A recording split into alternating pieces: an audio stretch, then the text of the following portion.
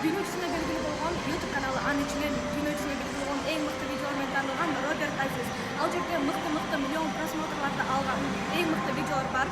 Роберт Азиз бул менен гана чектелбесек, өзүнүн жеке Instagram баракчасын ачты. Instagram баракчасы эмне деп кызыктуу болсо, Азиз Today деп кирсеңиздер болот. Бул жерге сизге каналдарды кантип коебуз. Ал жерде эң мыкты жогорку деңгээлдеги видеолорду көрө аласыздар.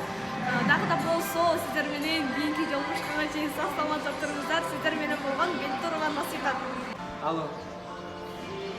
Мен сага айтпадым беле видеону жашнакай кылып тарт деп, очкиңди тагынбай тарт деп. Кандай? Кайра акчаңы айтасың, акча проблема эмес бул жерде. Азыр менде өзү каналды жаңа ачып, Instagramды жаңа ачып, акчалар жетишпей атат. Бияка сарптайм, тияка сарптайм. Сен түшүнүп атасыңбы? Мондай акчам болгондо сага берем. 500 сом эмес, сага 500 1000 сомдон эле төлөп баштайм күнүнө.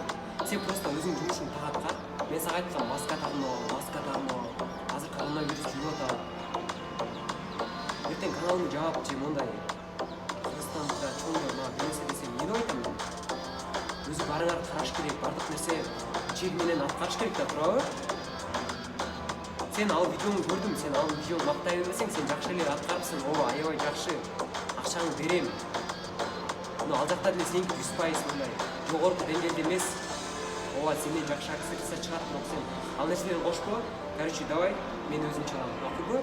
Давай.